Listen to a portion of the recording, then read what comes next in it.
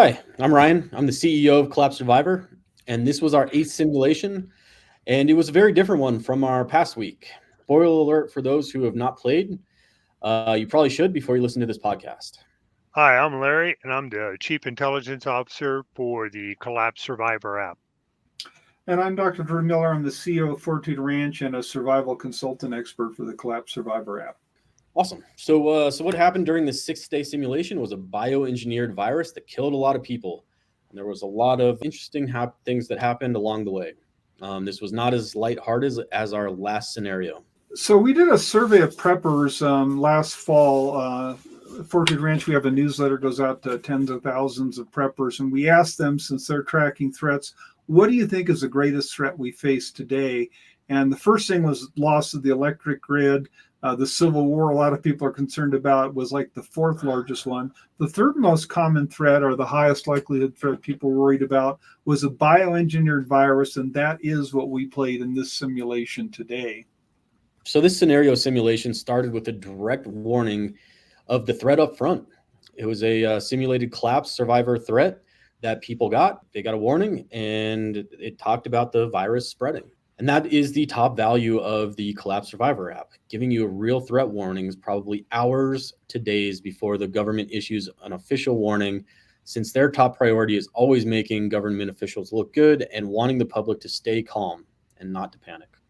And so the next message actually was your first bug out decision. There was no government warning issued, it hadn't even been sounded yet, but the Collapse Survivor threat alert had been issued.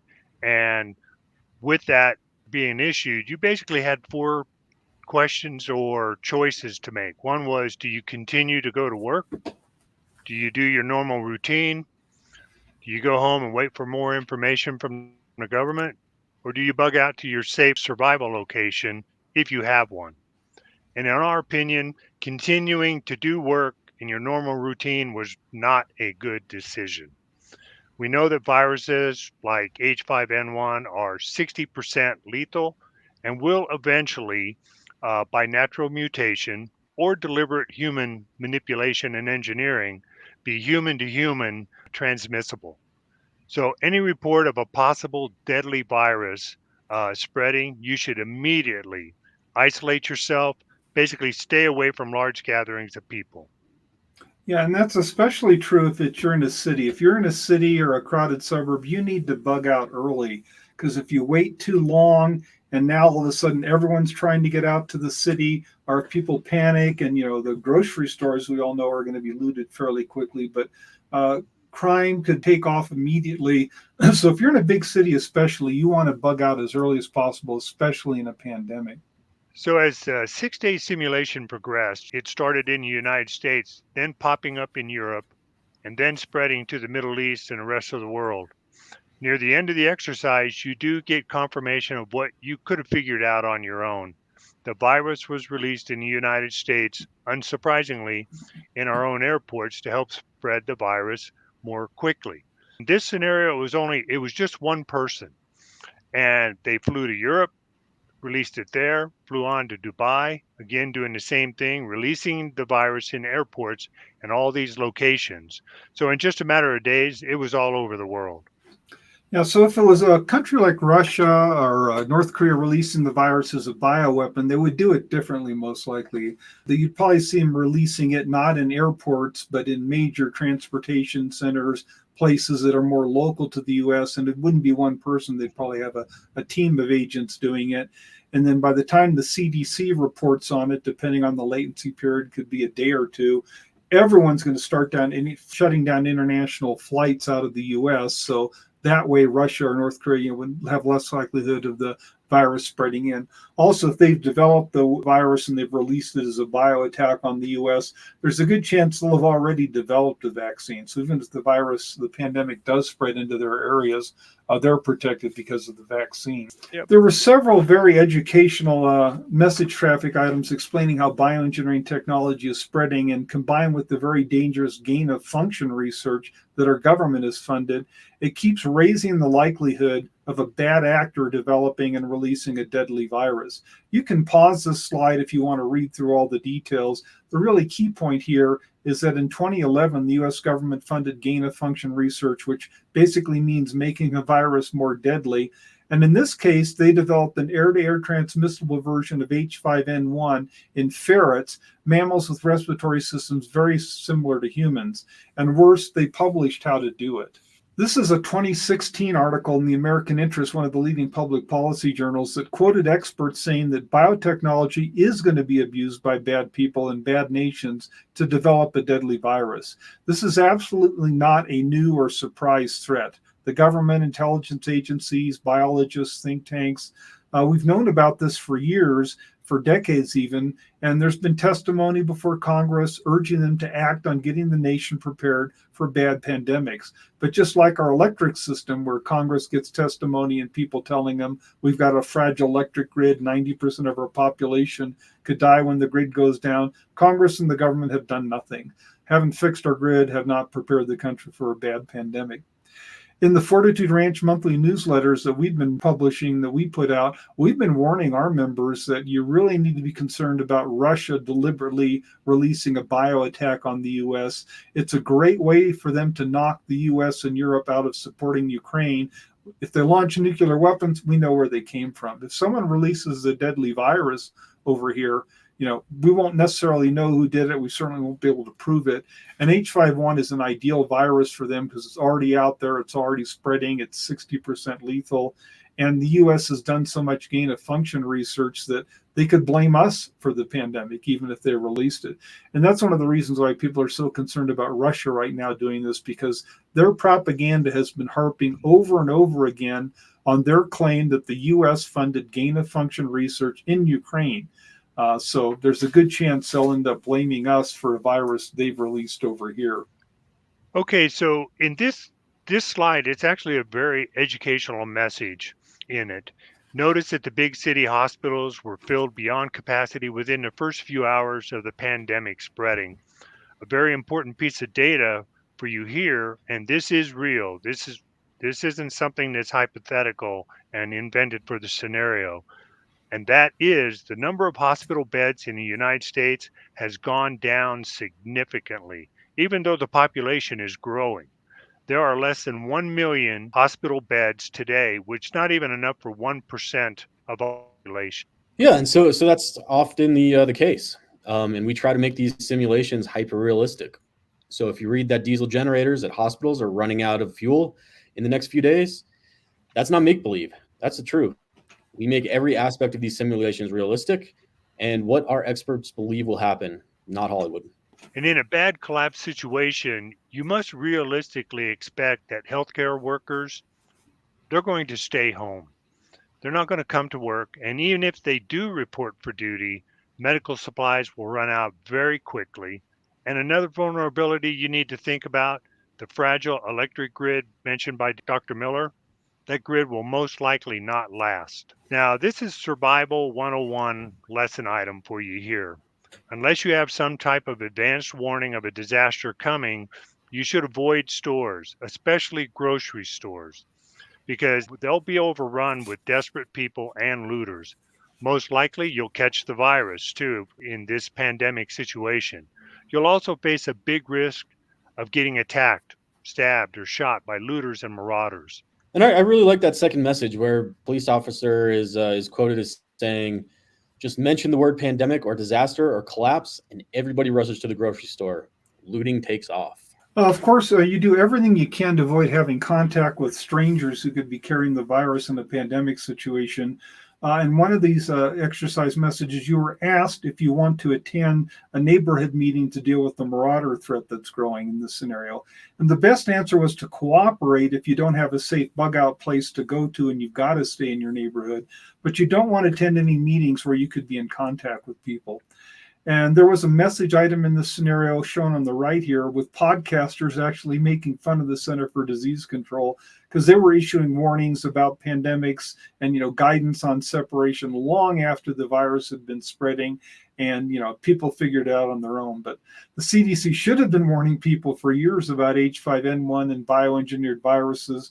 But again, it's a government political organization and just passes on messages, doesn't really act in the best interest of people, in my private opinion. There was a good news, bad news message in the exercise. And this is true. This is reality.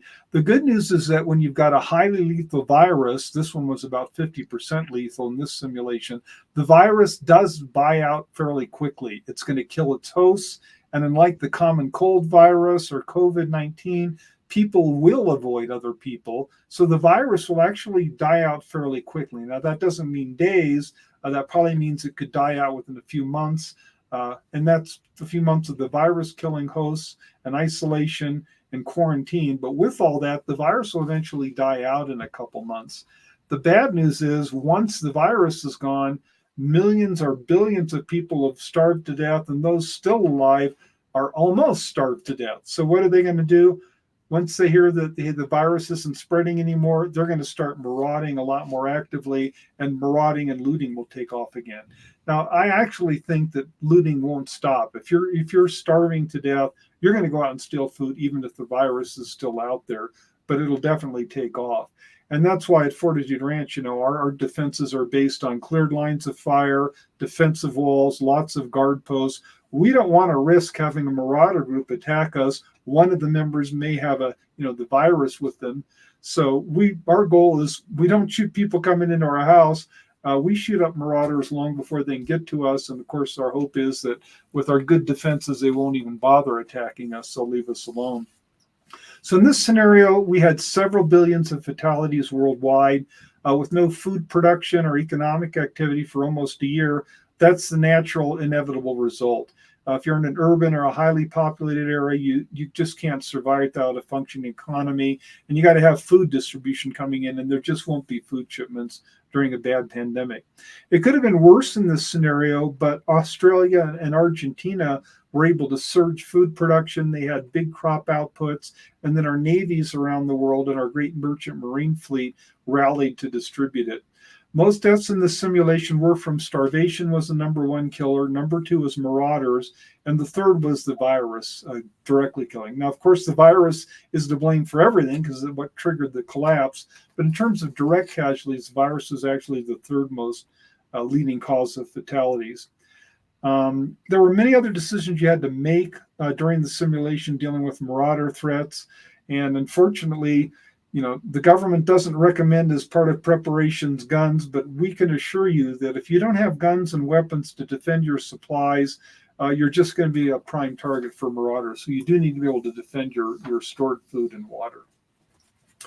We're going to a deep dive survival topic here about eating bugs and rats. And it's not a joke. That's something you really need to do.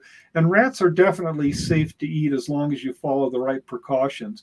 And I should point out that there are people all over the world who eat rats as, a normal course of business. It's a popular dish in some areas. Now, you don't want to eat a rat or any critter that has been dead for a while and you don't know what it died of. If it died of a virus, you definitely don't want to eat it. And if it's been dead and long and started to spoil again, you don't want to eat it. But even in this case, it's still a valuable food item because what you would do is wear masks and gloves, scoop up some dead rat or other animal that's died and is decomposing. If it's not already where your free-range chickens are going, put it to where your free-range chickens can get to it. If you've got dogs, you can put, shallow bury it. You can put some rocks on top so your dogs don't dig it up. But as that decomposes, it's going to produce worms and bugs, and the chickens eat those, and that provides food for you. And frankly, at Fortitude Ranch, our policy is if there is a marauder group that attacks us and leaves dead bodies behind, again, we'll put masks and gloves on. We'll be concerned about the virus, but we'll scoop them up with shovels or with the tractor. And again, shallow bury them where we know our free-range chickens can get to them so they can feast on the bugs that they produce. So back to our rat here in this situation. If you caught this in a trap or you just smashed it with a shovel and you're in a starvation survival mode, you absolutely want to eat it. So again, wear gloves. Be very careful not to cut yourself as you're processing the rat, gutting it. Again, the guts, don't throw those out. That's more bug food for your chickens. And then for the meat, just slice it up small, and you generally don't want to. I wouldn't have a boned out thing where someone knows they're dining on a rat. We would cut it up, cook it, cut it up, throw it in a stew or something like that so you don't see, and it's just more palatable thing to eat. But it's good calories for you. And it's the same basic idea with bugs. This is actually a training slide from our Fortitude Ranch franchise training program for ranch managers. Bugs are an absolutely fantastic survival food, but not like you see in the stupid TV shows where you're eating big raw bugs. You don't do that. And you would not ask people to do that. It's completely unnecessary. You just fry, cook the bugs, grind them up, throw them in a stew or a chili or a soup, and you get the value of the proteins, you get the value of the calories without the yuck factor. So that's how you do it. Now, you don't want to eat bugs that are bright colored or red, that could be poisonous. If you see a red bug, that normally means it's a poisonous bug. And if you're doubtful about something, well, then you don't eat it directly. You can taste it, or you can just, again, crush it, give it to your chickens for them to feed on. But again, when you're in a collapse survival situation, every calorie counts. So rats, bugs, yes, you'll be eating those, and it doesn't have to be a yucky way to do it. This slide says it all. I'm just going to pause for a few seconds to let you read it, and you can pause the video if you want to read every word here.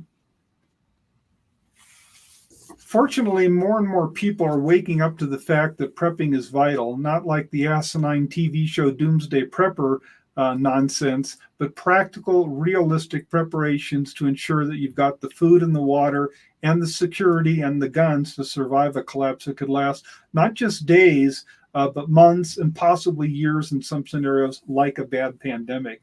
An estimated 1/3 of Americans are now prepping as of a poll in late 2023, and it's spreading around the world as well. And especially if you live in a city or a suburb, you especially need to join a survival community and have a safe bug out place to go to in a rural area that's well protected, organized, a survival community where you can survive. And that means a lot of guns and guards. So if you're a regular Collapse Survivor podcast lessons learned watcher, at the end of all our presentations, we try and throw in a bit of humor. A lot of times there's actually a real survival lesson with our humor, believe it or not. And for example, this poster here. Yes, keep your friends close, keep your enemies closer, but it may be if your friends are a bit closer to the enemy than you are. That's a good thing. Kind of cold. I'm not sure I could go there.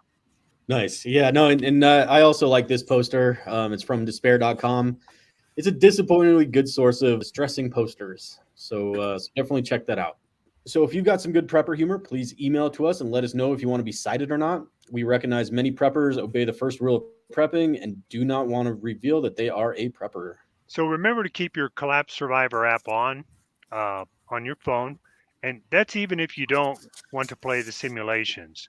This way you can still receive real-world, potentially life-saving threat alerts.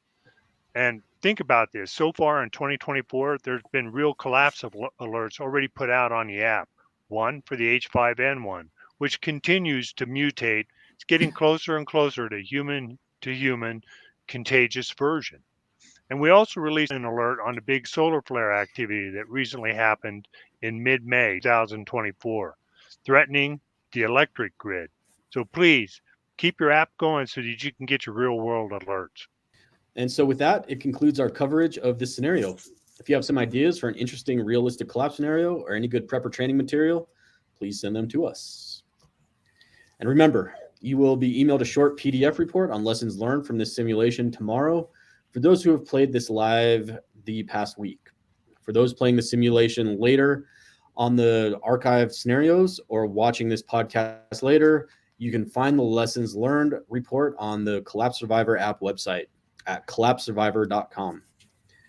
Until our next collapse surviving training exercise simulation, this is Ryan signing off.